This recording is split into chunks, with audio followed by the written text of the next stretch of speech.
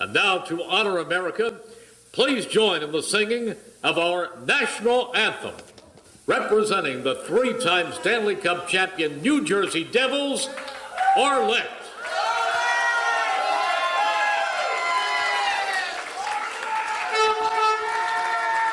I feel like I'm at a game. Oh my gosh. Oh, say, can you see by the dawn's early light what so proudly we held at the twilight's last gleaming, whose broad stripes and bright stars through the perilous fight o'er the ramparts we watched were so gallantly streaming, and the rocket's red glare, the bombs bursting in air, gave proof through the night that our flag was still there. Oh, say, does that star-spangled banner yet wave o'er the land of the free and the home of the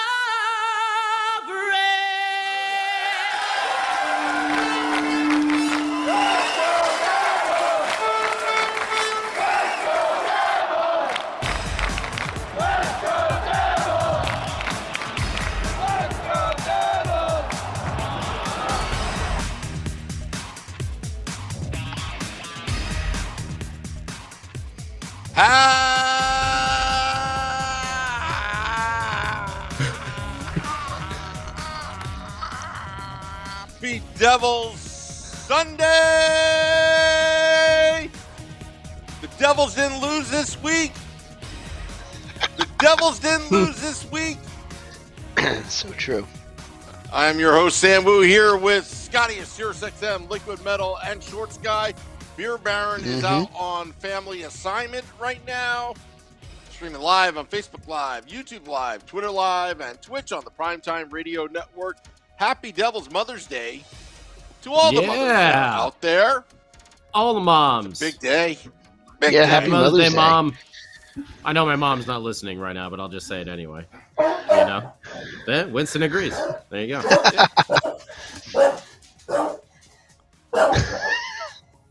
Does your mom know that you do a Devil's podcast, Scotty?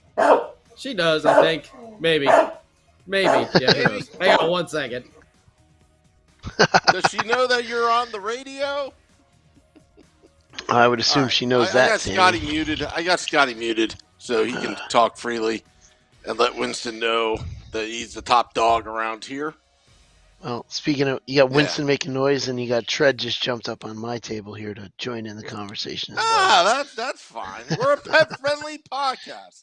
Oh man, we are. Podcast, and I'll turn my my goldfisher right back there. You know, on the video feed. But should I unmute you, Scotty? Just let me know. No. 1 second, he says.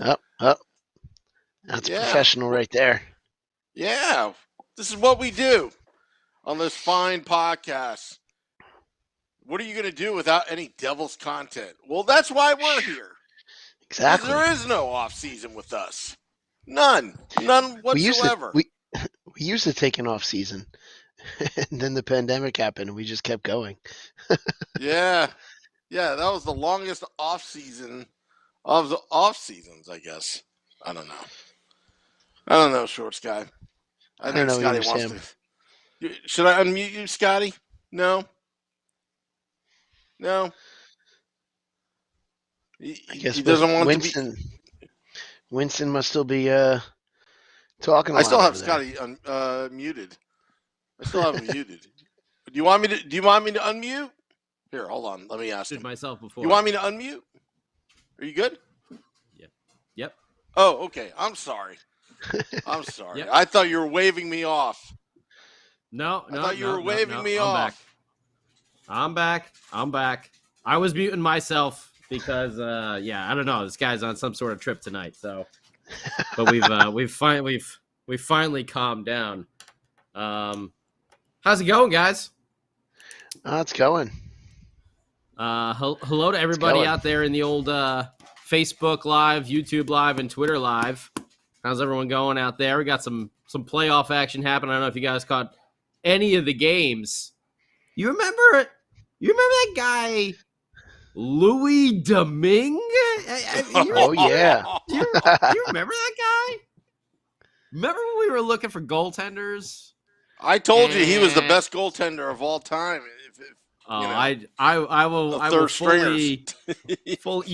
fully call myself out and said that he deserved to be released when we did release him, but no, he did. Kind of crazy that DeSmith gets hurt, and then Louis Domingue comes in, is the hero in game 1 and the hero in game 3. Yep. After giving up 4 to the Rangers in the second, they hold off Pittsburgh. What did they win, 6-4 or something like that? Or 5? Was it 5? I can't remember if they got 7-4. Was it 7-4? Okay, I think so. Shesterkin gets pulled. Woo! These series are crazy, man. The Canes, the Bruins are just bashing the hell out of each other, man. I love watching those games. Yeah. Canes and Bruins is hot. I've unfortunately been so busy in the last week. I've not had a chance to sit down and watch a full night of hockey yet, which is disappointing because some of these games have been really, really good. I just haven't had time. You'll be very happy to know that the Lightning are up 5-0 on the Maple Leafs. They are right in true Toronto form over there. Just about to blow it again. He's a great actor. He's a great actor, Shesterkin. Great acting. Oh man, when they lost that triple overtime game, and at the end of the game, all they did was pan to sad Ranger fans, montage, just all over the arena, just sitting by themselves with their their head in their hands and everything.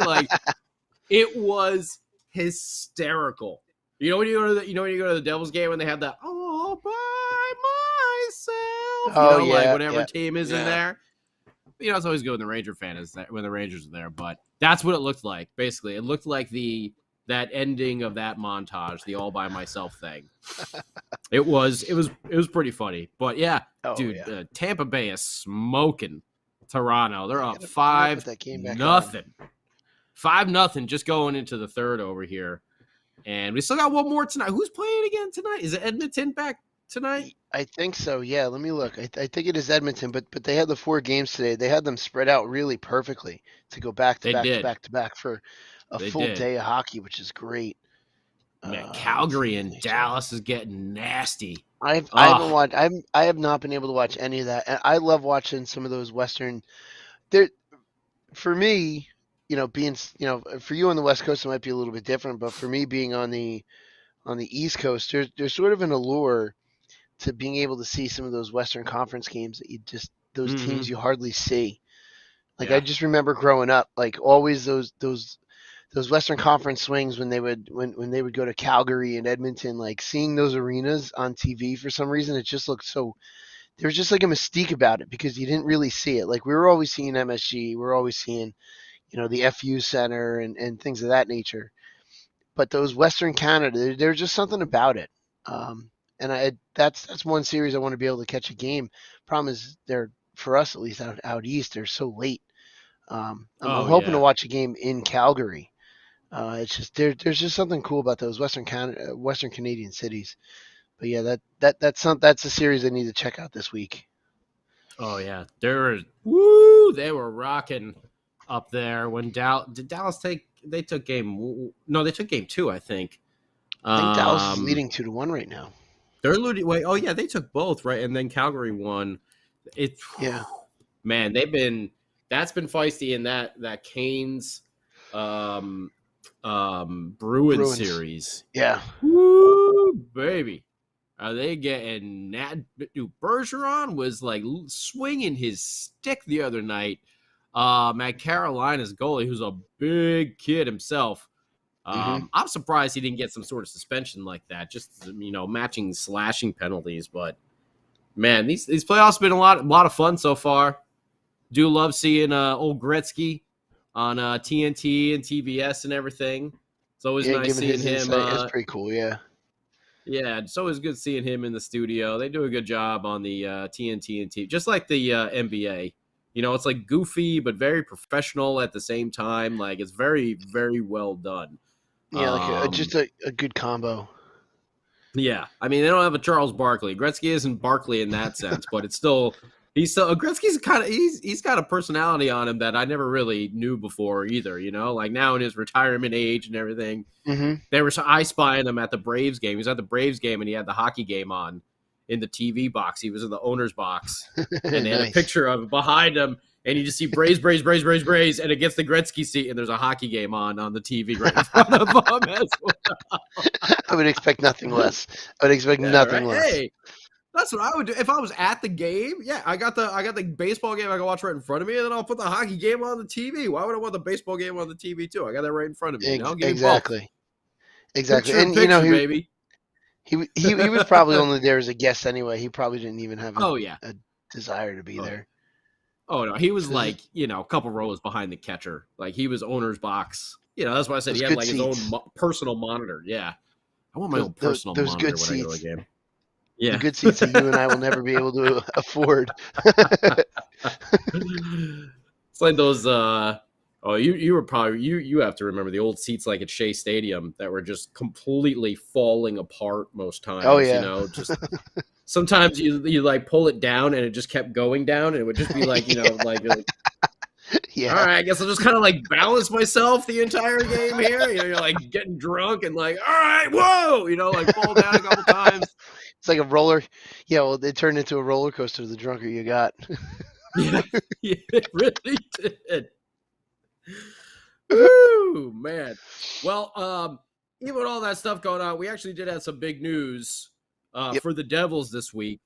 A lot of big things going on, obviously with the coaching changes, but then this, exit interview from Fitzy where he touched on a lot of subjects, including some of the upcoming stars, some of the ones that are there, assessment on free agents, would Tom Fitzgerald be open to trading that first-round pick? He discussed all of it in this exit interview. And we'll give a big shout to Sam Cassant for writing it up there on the NHL app. But first and foremost, Coach Nasruddin, not renewed. Yep. His contract had expired, and they have decided to go separate ways. Yep. Mark Recchi has been relieved of his duties. Lindy Ruff remains. Yeah. Now, there's big news there because obviously, Fitzy said a lot of things, when you evaluate daily, you start realizing some different needs that you believe the organization needs. For me, he says, quoting verbatim here, for me, it was time for different voices in certain areas of our game, and tactically, I felt it was needed. Well, I really can't disagree with that statement right there. No, I think it was definitely needed. Yeah. After being, we're almost out. How many did we have, Sam? I don't remember. What was it, 14, 15 shorthanded goals that we gave up this year? I know our team record was 19. Maybe it was 15. It was 14. Was it 14 we were at? Because we were starting to talk. It felt like 50. Team record. It did feel like 50, but I know we were talking team record there near the end of the season, but I couldn't remember the final number. But I don't know how you can't not agree with that. I mean, the team was terrible in a lot of aspects. I do feel they did take some steps forward defensively. Sam Wu can talk about the NFZ, and it's starting to work and come into play.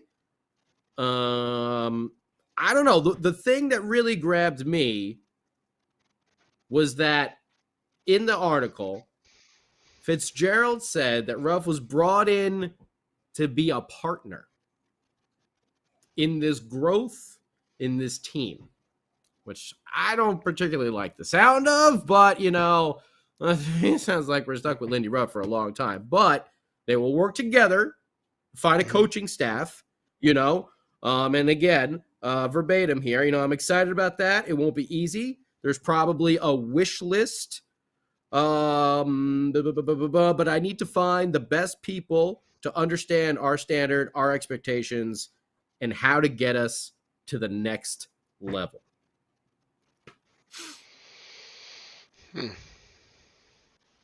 Who are they going to bring in as assistant coaches? I have no clue whatsoever, unless they had ideas of bringing up Deneen. But I don't know if you'd bring him up as an assistant. You just go straight to the head coaching. He's doing a great job with Utica. Keep him down there.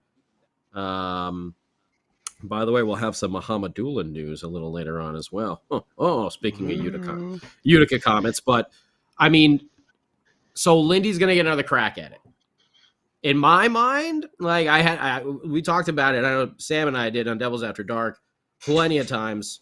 Lindy and Fitzy's, relationship going way back to the Florida Panthers days, and that, that Lindy wasn't gonna get the axe there.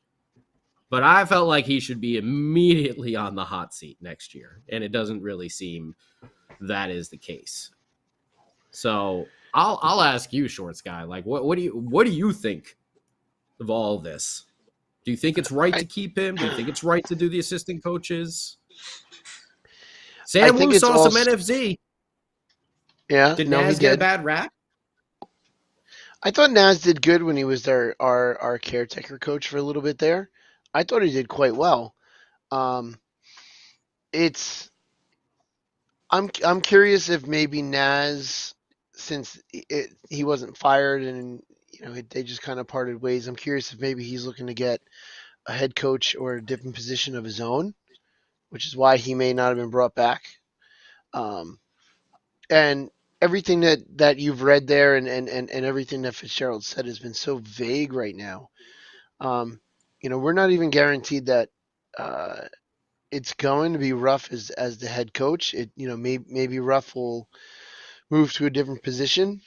Mentioning that he is a partner in this, maybe that's alluding to he's going to be moved to a different role in developing players. I mean, I don't know. It does appear that he's going to be back. They didn't say he was fired, but I don't know if they necessarily are outlining exactly what he is going to do next year. But it does appear he's going to be back in some capacity. He should be on the hot seat because I think we need to do something in order to get better. But on the flip side, if you look at some of the players, some of the individual stats that happened this season, we had career years from individual players that just couldn't come together as a unit to get us victories. And then the obvious that we didn't have a reliable goaltender from the start. So, maybe what they've identified is that obviously the penalty, the power play was atrocious to the point where we were giving up shorthanded goals. We need a goaltender. We need a solid goaltender. So maybe they believe that, Lindy Ruff and his development with the forwards and their abilities has merited him to just bring in a different staff. I really don't know if Naz was, because Naz was there under. I'm trying to remember because my memory is shot right now. Naz was there under Hines. Okay. He came in with Hines. Yeah. Okay. He so was Naz from the Pittsburgh minor league system. So if you think about it, Naz is not Lindy's guy. Nope. Okay. So Naz is not Lindy's guy. Recchi came in after Ruff. I can't remember anymore. I think they came in same year, right? Same year. Okay. I think they came in same year. So maybe what they're going to do is they're going to construct a coaching staff to where, you bring in people that Ruff will work with in order to to develop these players more, get his own guy in there that's not Naz, maybe bring up Deneen as an assistant coach, and then because it is a big jump from the AHL to the NHL, so maybe you do bring in Deneen as an assistant coach, knowing that Ruff is going to transition out of the head coach position and transition Deneen into the head coach position. Maybe it's a way to if they hire Deneen as an assistant, maybe it's a way to transition out of Ruff and into Deneen as the coach. Okay. Could be an option because the last thing you would want, because Deneen is doing very well in the AHL, the last thing you would want is him to come in and he has all the, there are all these high expectations for him to do exactly what he did in Utica, but then find at the NHL level it's completely different. And then all of a sudden he is under this incredible spotlight that may not be, that may not be fair on to put him under. So it could be a potential of that. We'll find out when the assistant. The fact that no one's been named yet and Utica is still playing could be pointing to he is the guy because Utica is still or Sarge, they're still going. Sergei Brelin or Sarge. But again, with Utica still playing, they're not going to make that announcement on a coach mid playoff run. Right. With the potential, Utica is good. There's, you got to imagine that there's is a potential for an AHL championship there, which is something you want. So the possibilities are there. Plus, a lot of the coaches that have been fired already, they're all from teams in same or similar situations as us. There's no guarantee that they're going to be any better, and if you're going to fire Ruff, you have to have a ready replacement. So.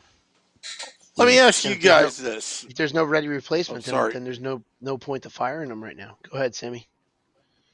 Let me ask you guys this, because some of the things that we've read, he has gotten big endorsements, Lindy Ruff, from Jack Hughes, Nico Hischier, some of the quotes. And when Ruff was brought in, he was brought in to help those young players from the offensive side.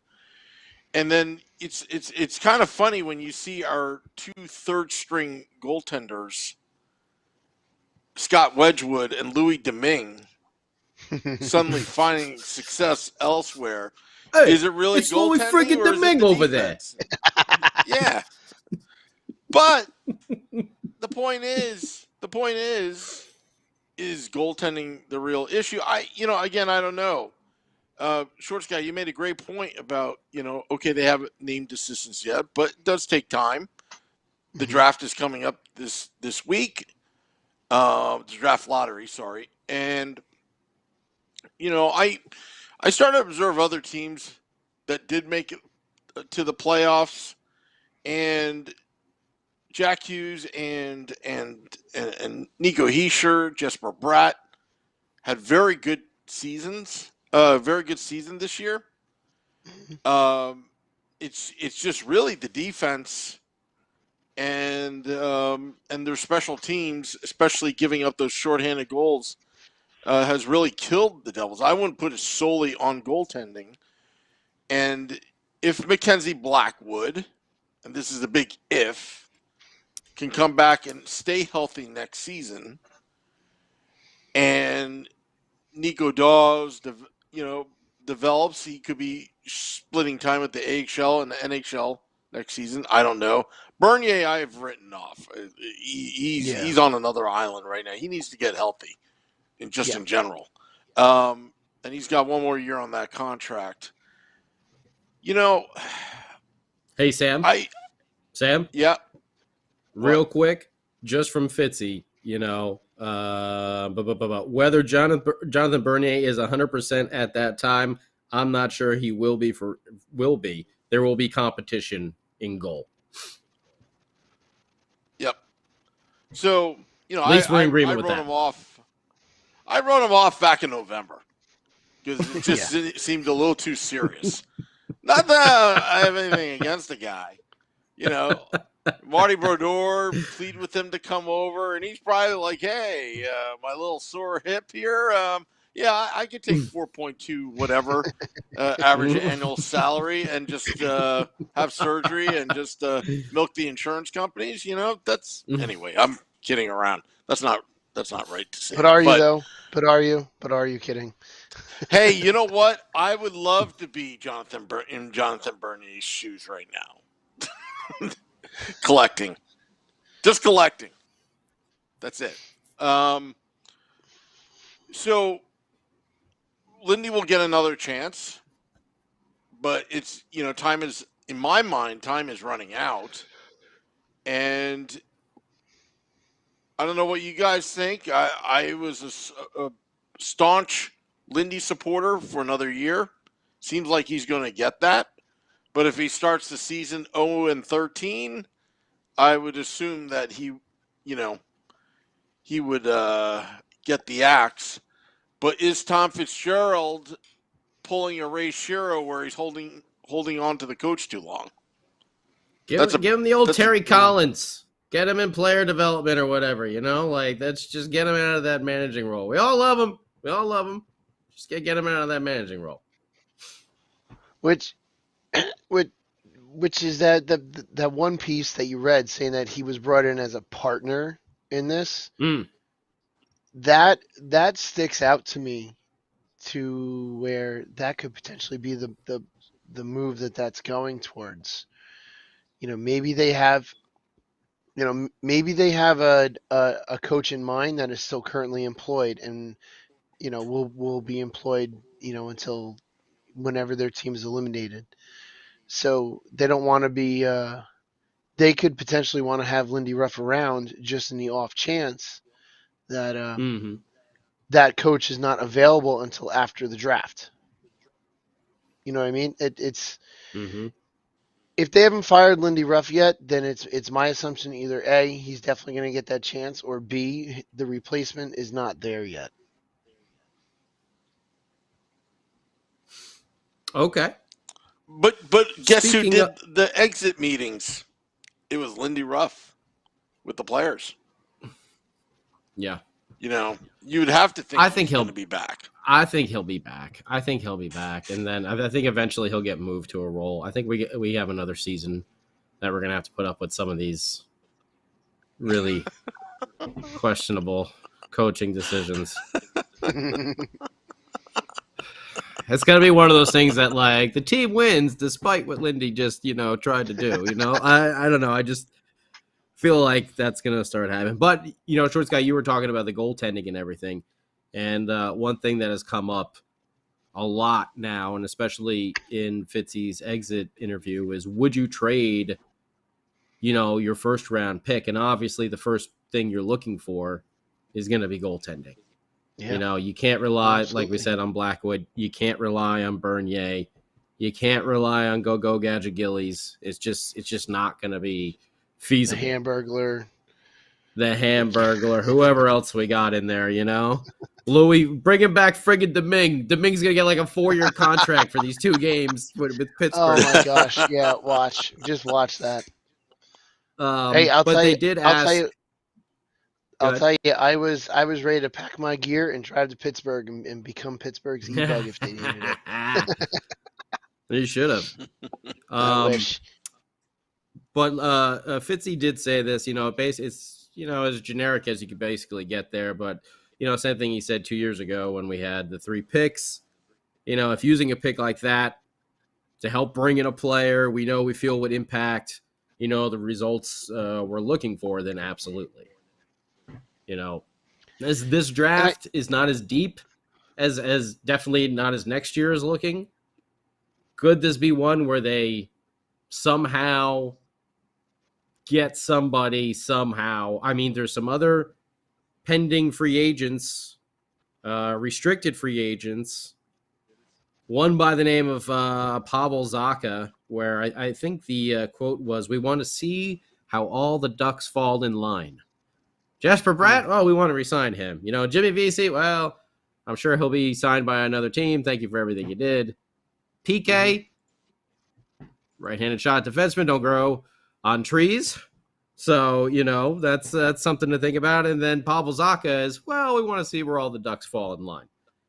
That's what Fitzy said. That doesn't sound too good in my mind for, Pavel coming back. But I kind of feel like he played his way off this team. He's had every opportunity to really just turn it up and go. He has, yeah. And I got to think he's being shopped as something. Could he be part of a package, to get a quality, solid goaltender, someone in that, in that mid to late 20s range who's already established in the league?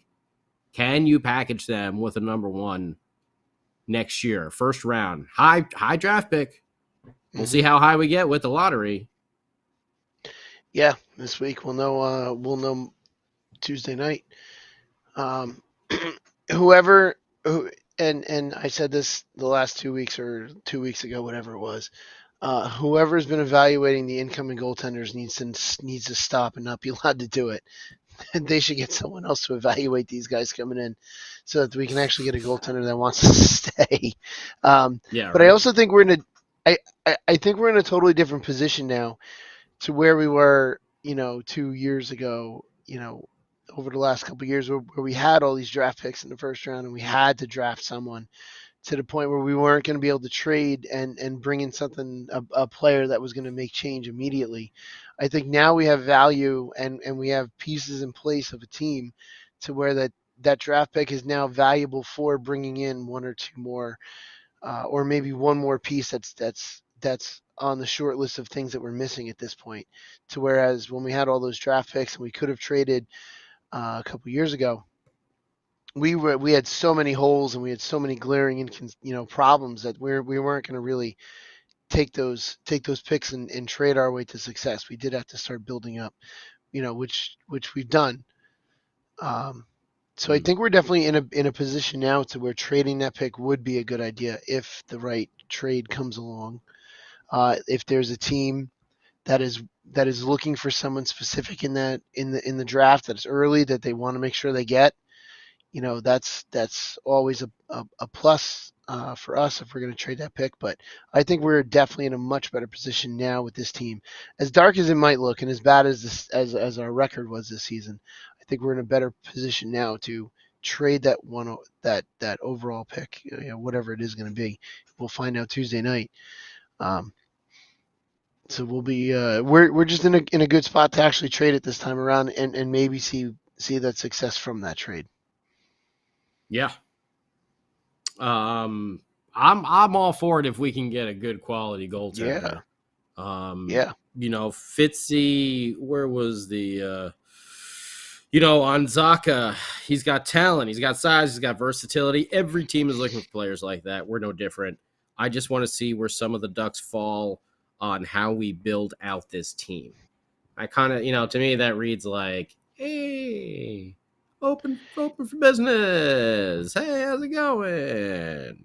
My only concern is you look down here, there's later on, about Kevin Ball, Nikita Hoytuk, Fabian Zetterlund, Alexander Holtz, obviously, and Muhammad Doolin, who, by the way, is apparently in Utica, but only watching.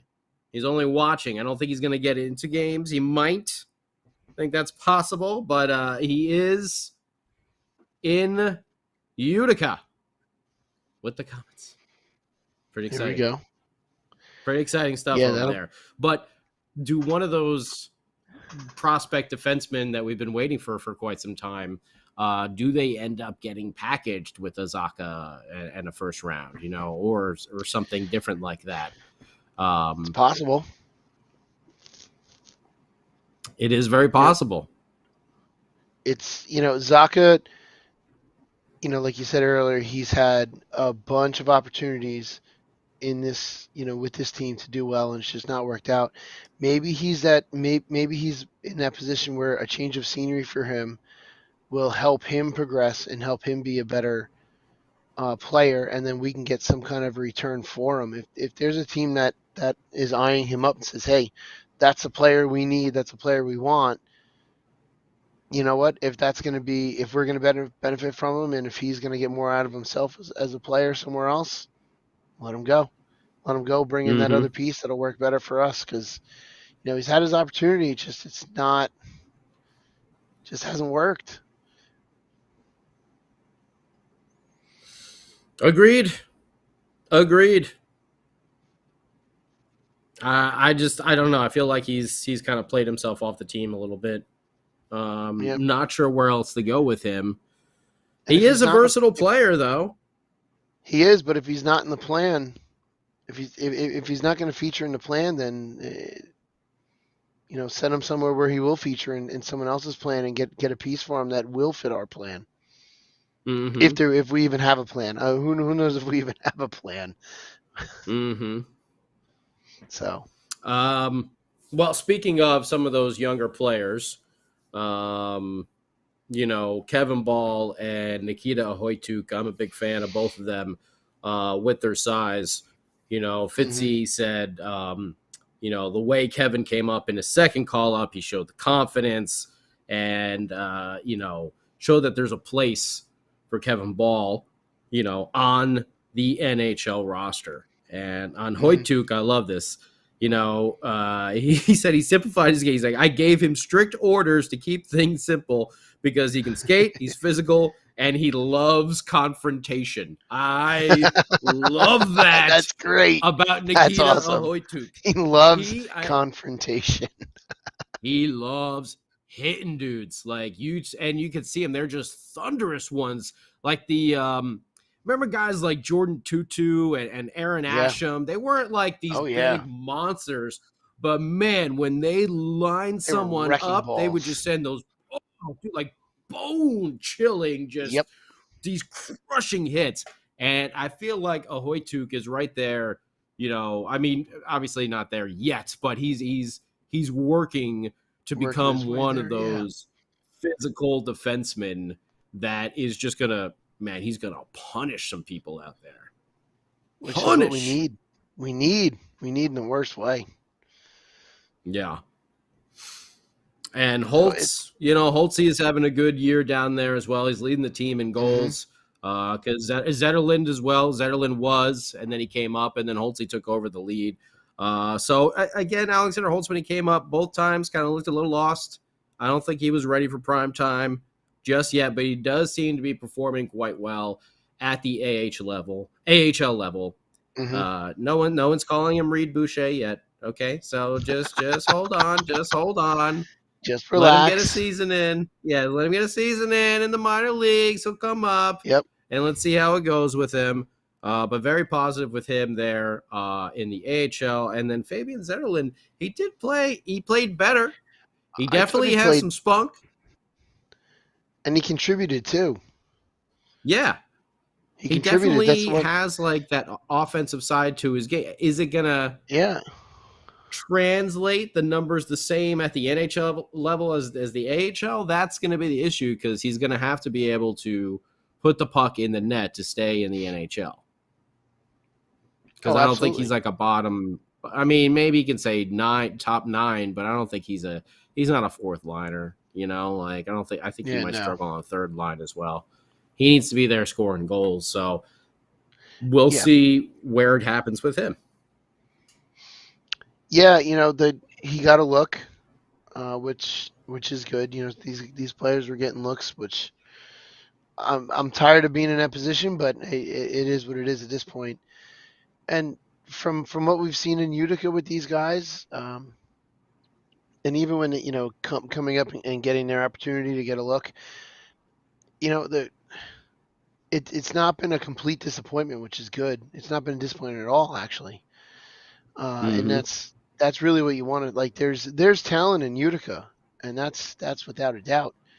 So that has something, that's something good to say. And I just keep thinking back to in the mid 90s when the Devils were in their heyday, Albany was also flying high at the same time. So that to me is a great sign.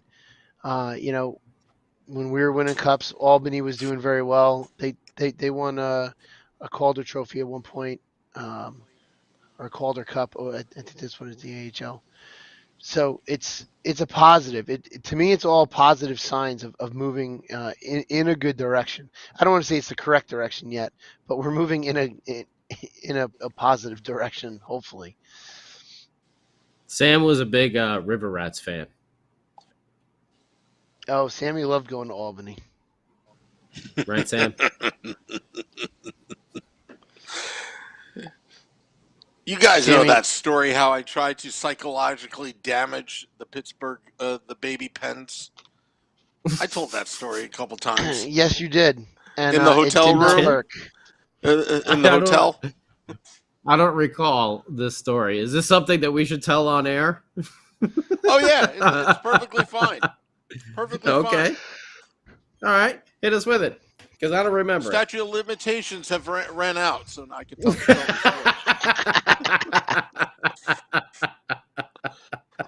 So, this was during the lockout. This is during the lockout.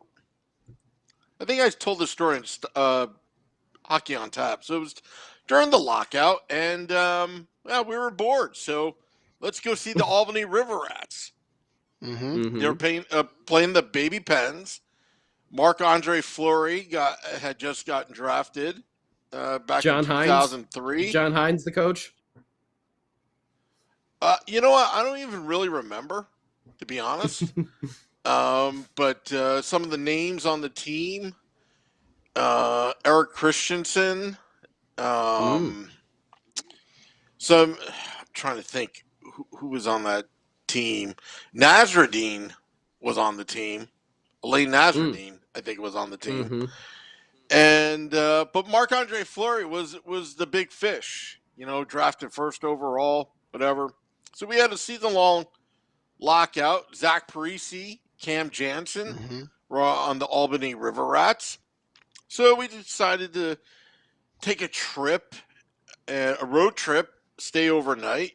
You know how we are. We partied like no other. And then the next morning, because I think back in those days, I think they do that still. It's like, okay, you play on a Friday and a Saturday night back-to-back in the same home city. So after they played the Baby Pens, they were in the Crown Royal Plaza Hotel, the same hotel we were staying in, coincidentally. So they were going to their team breakfast, and there happened to be a piano next to their buffet room. So I started to play the only song that I knew was Three Blind Mice. So I would get on the keyboard, Three Blind Mice, Three Blind Mice, over and over and over while the Baby Pens were eating their breakfast, trying to get in their heads and just annoy them. And I did that for probably 40 minutes. Over and over. It was only 3 keys. Three Blind Mice. And sure enough, Marc-Andre Fleury was starting that game. And we got down there. We were, and then we were chanting silver medal. Because that was the World Juniors where he passed the puck off the guy's back and went in his own net. And I remember screaming. Silver medal. At him. I was screaming at him. I am going to psychologically damage you. You're nothing. You let down your own country. Like, it went on and on and on. And you know what? And this is when I learned that Marc-Andre Fleury is a class act, because he had fun with it. He actually turned back and laughed at us, like laughing, And then I wasn't sure if he gave us the finger, because you really can't tell with the blocker. But he did something like this. So we assumed it was the finger, but he smiled when he did it because he's such a nice guy. And we tried to get in his head the entire time.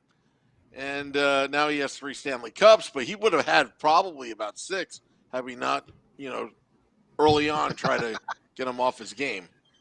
Yeah. Good job, Sam. Yeah. Way to be. Yeah. Yeah. Chanting silver medal. Albany.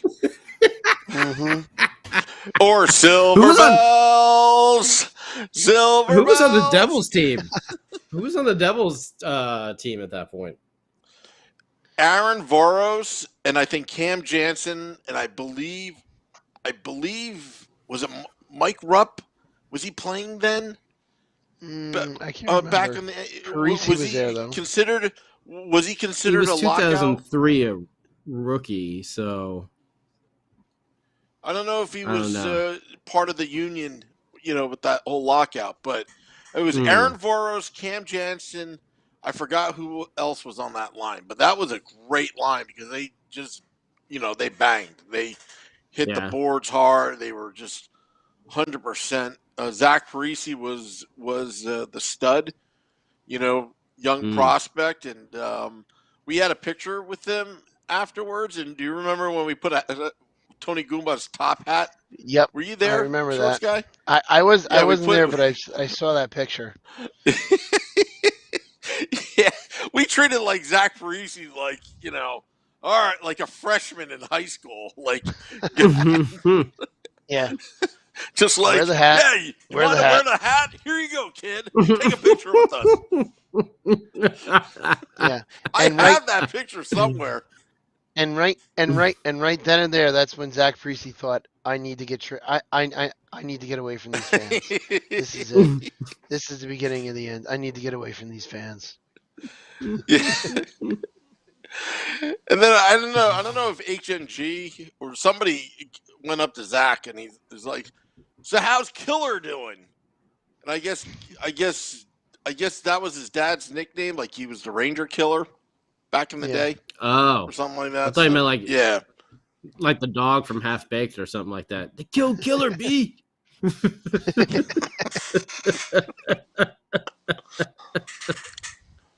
But we should have new stories with the Utica Comets.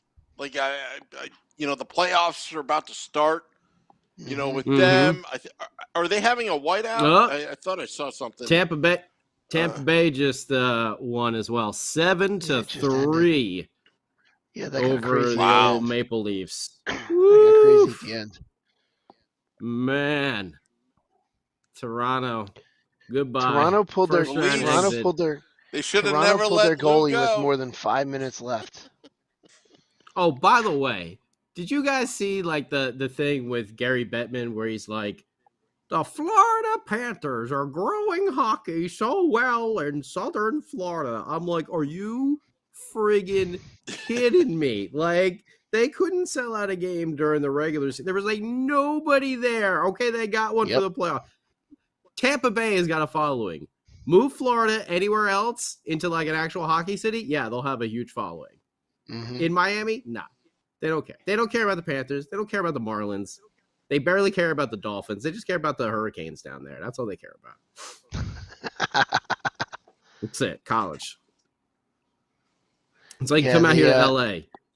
They love the Dodgers, the Lakers, then the Kings, then the USC Trojans, and then UCLA, then maybe the Rams and the Chargers. After that, they don't care. When I was watching one of the Florida Panther games, I'm looking at the crowd going, where the hell did they find all these fans? Where the hell these fans come out? I think it's the pandemic. I think the pandemic, everybody moved out into Florida from Jersey. And now there's all these Panther fans? Is that what it is? Yeah. Yeah. A lot of those Panther jerseys probably still had tags on them still so that they can bring them back the next day. Yeah. I was actually I think I was ribbing Billy Dean about the Rangers crowd on was that game, their second home game, because it was so packed, and the Rangers historically are usually the people who are at those games are not actually Ranger fans. They just happen to get tickets because they're in the city. They're giveaway tickets because whatever. So I was joking with them hey, how many of those Ranger jerseys still have tags on them so they can be brought back tomorrow since they're not going to need them anymore. Just people in the city on business, and their company happens to give them tickets. I mean, back in the day, like if you got tickets, through corporate or whatever, you were there not to see the Rangers. You were there to make sure that you do your business. Politics. You were seen at the game. That's what I'm talking about. The real That's fans are on the 400 level. Yeah, the real fans are on the 400 level. Like if you go down to 200, 100, at Madison Square Garden, it's just all show. It's all corporate. No substance. It's all corporate. Yeah. It's all and that's corporate. unfortunate. And Billy Dean was at game 1, and he said the same thing. He said it was all corporate down low. It's just the reality of it is. But even though it's all corporate down low, the seats are filled, and that's a much better optic on television than what we've seen in our building with a lot of empty seats, or what Florida sees on the regular with the empty seats. They built a whole lounge for people to stay out of their seats. I never understood that. I'm like, you have these premium seats, and now you give them a bar right behind the seats that they can hang out in, and it just didn't make sense. Even the scoreboard, the out-of-town scoreboard at Madison Square Garden also has the Dow Jones Industrials, like tucked in the corner over there as well. You know what? I think Harrison Blitzer bought the wrong team. They should have bought the Rangers and Knicks. Good luck. They'll never give that up. Keep him away from us. I keep. Oh man. Woo. Well, you know what? I talk about this a lot, but I'm just so impressed with Stephen Cohen buying the Mets. He's got a lot of money. Like, I thought that was going to happen with the Devils. The same exact thing. You've got a lot of money. You can throw money at your problems, make you go away. Okay, we got a player with $40 million contract. Okay, we'll pay it. Just go away.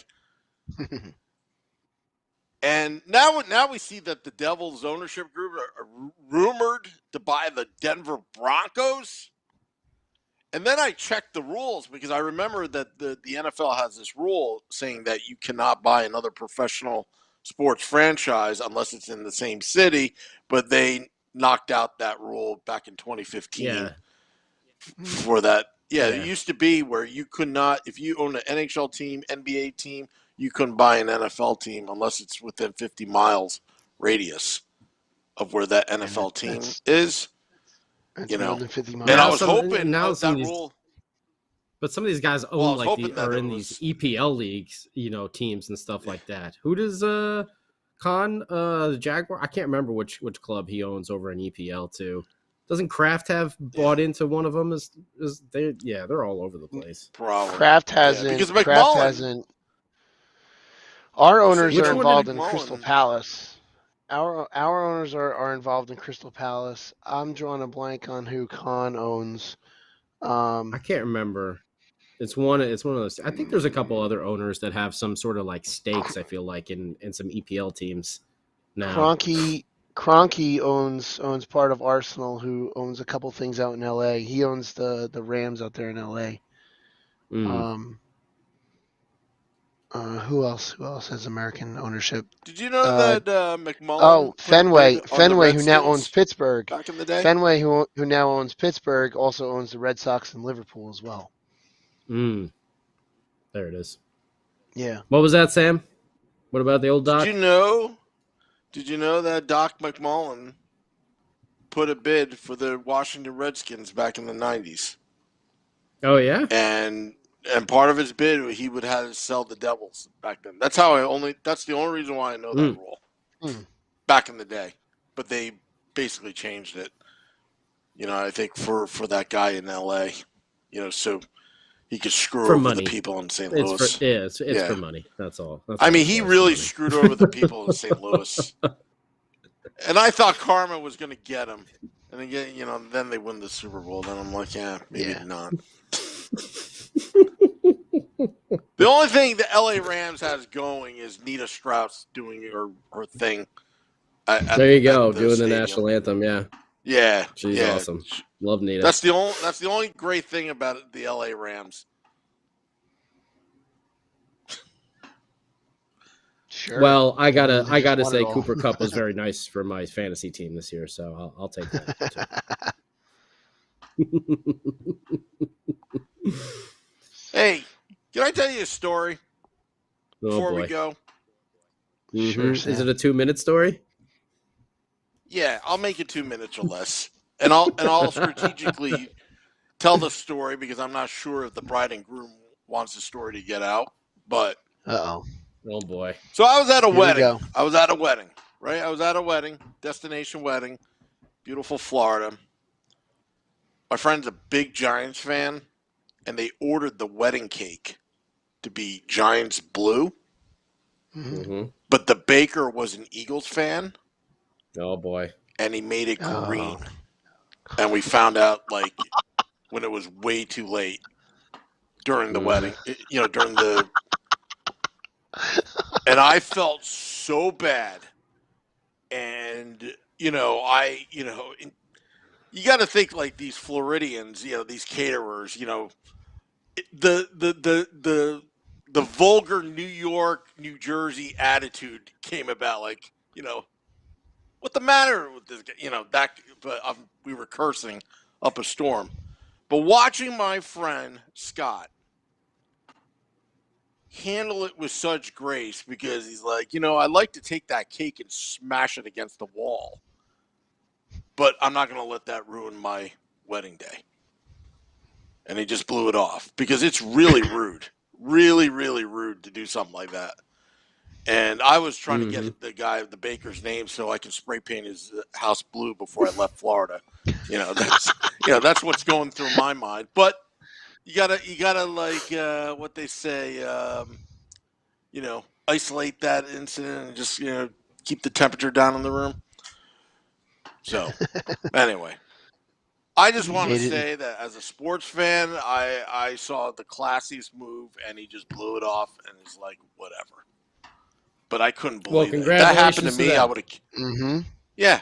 Congratulations to them. I just wanted to tell that story because, honestly, I don't know. I don't know why I told that story, but I was just so amazed how calm he was. It was eerie. Anyway, there you go. That works. Well, hopefully it won't be there is no eerie and off season. calm. Yeah, hopefully it won't be eerie and calm and quiet on the Devils front in the next coming weeks. I mean, we got some draft lottery action. Maybe we'll hear some trade rumors heat up. We also have to find out about Jesper Bratt, getting re-signed. We know they view him as a future part of this team, long-term solution. So getting him under wraps, and what is going to happen with his goaltending? PK Subban, is he coming back? Pavel Zacha, is he coming back?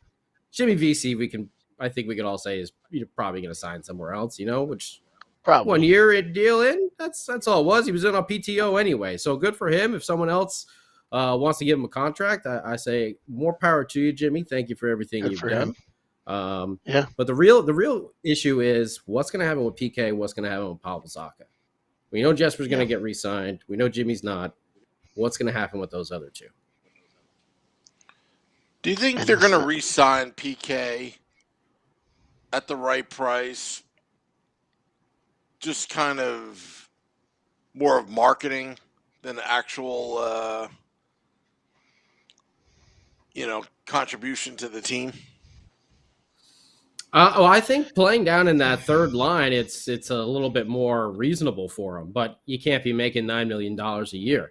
If he wants to sign, somewhere in that 3 to 4 range, I would say, then I'll take his experience and everything else and that shot. And who knows, someone may come calling along during trade deadline time, looking for a right-handed defenseman with a shot from the point. Sure, it's not going to bother him to get traded to a potential playoff team like that. So if it comes about, but I'm hoping we're buyers at the next trade deadline. I'd prefer to be a buyer at the next trade deadline than a seller.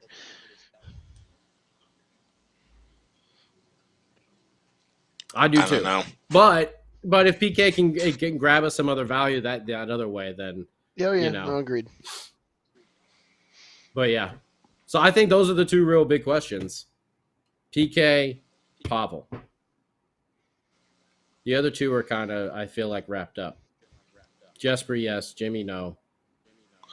I think Pavel. Fabian Zetterlund has a future with this team.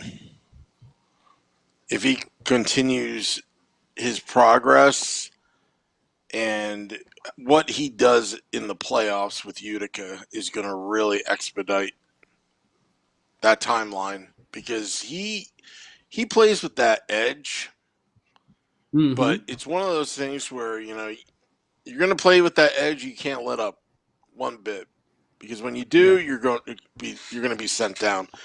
And we saw Kevin Ball play with that edge, and then sort of towards the end there, he took a little bit off that edge. These guys have to learn how to come in and night out, whether they're feeling well or they're on their game or not. They have to play with that edge, because as soon as they don't play with that edge, you get these sleepwalking periods that we've seen so many times. And that's part of the growth process, the development of these players. But that's all I really have to say today, guys.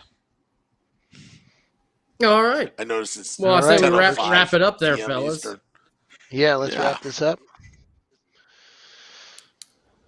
I think the big next thing, I'll just stick with it, is those two particular players, PK Subban. Those are my final thoughts. PK Subban and Pavel Zacha, plus, are we going to trade that number one pick?